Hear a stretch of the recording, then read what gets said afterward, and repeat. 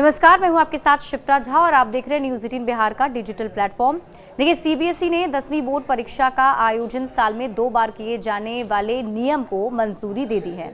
साल 2026 यानी कि अगले साल से सीबीएसई की ओर से 10वीं बोर्ड की परीक्षाएं साल में 2 बार ली जाएंगी। सीबीएसई एग्जाम कंट्रोलर संयम भारद्वाज ने बताया है कि सीबीएसई ने 2 बार परीक्षाएं करवाने के मॉडल को मंजूरी दे दी है।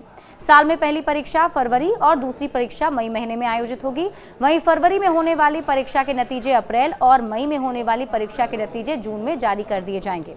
आपको बता दें कि 10वीं बोर्ड परीक्षा के जो स्टूडेंट्स को पहली परीक्षा में हिस्सा लेना अनिवार्य होगा और दूसरी बार होने वाली बोर्ड परीक्षा में इच्छा से भाग लिया जा सकता है। दूसरी बार में छात्र अपने अंकों में सुधार करने के लिए हिस्सा ले सकते हैं। नए नियमों के हिसाब से इंटरनल असेसमेंट साल में एक ही बार किया जाएगा।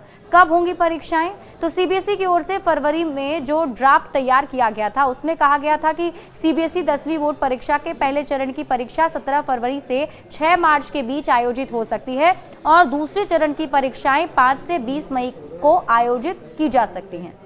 कब होंगी परीक्षाएं? तो सीबीएसई की ओर से फरवरी में जो ड्राफ्ट तैयार किया गया था उसमें ये जानकारी दी गई थी कि पहला जो चरण है 17 फरवरी से लेकर के 6 मार्च के बीच में किया जा सकता है और जो दूसरा फेज है वो 5 से 20 मई के बीच में आयोजित किया जाएगा। अब आपको बता देते हैं कि पहले और दूसरे चरण की परीक्षाओं में सिलेबस भी एक ही रहेगा और पूर्ण पाठ्यक्रम भी शामिल होंगे। इसके साथ ही जो भी स्टूडेंट्स दोनों परीक्षा में हिस्सा लेंगे उनके परीक्षा केंद्र एक ही होंगे। अगर एग्जाम फी की बात करें तो रजिस्ट्रेशन के वक्त ही दोनों परीक्षाओं की फीस जमा करनी होगी। सीबीएसई दूसरे एग्जाम के जरिए उन स्टूडेंट्स को मौका देना चाहता है जो एक बार परीक्षा के बाद अपने परिणाम में सुधार करना चाहते हैं। कौन से नंबर फाइल माने जाएंगे?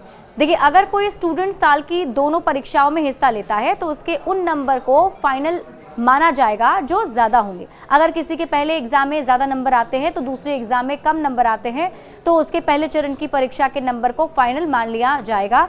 अगर किसी के दूसरे में ज़्यादा नंबर आते हैं तो दूसरे वाले चरण के एग्जाम को फाइनल नंबर मान लिया जाएगा। किन स्टूडेंट्स को नहीं मिलेगा दूसरा मौका? आपको बता दें कि स्टूडेंट्स 3 विषयों में अपने प्रदर्शन को बेहतर करने की अनुमति दी जाएगी। अगर कोई स्टूडेंट पहली परीक्षा में 3 या 3 से ज़्यादा विषयों में शामिल नहीं हुआ तो उसे दूसरी परीक्षा में बैठने का मौका नहीं मिलेगा। तो ये स्टूडेंट्स को ध्यान में रखना है कि अगर आप पहले चरण की परीक्षा में शामिल हो रहे हैं तो आप सभी परीक्षा में शामिल हों, क्योंकि अगर आप 3 से ज़्यादा विषयों के परीक्षा में शामिल नहीं होते हैं तो दूसरा मौका आप खो सकते हैं। बड़े अपडेट्स के लिए आप जुड़े रहिए न्यूज़ 18 बिहार झारखंड के साथ।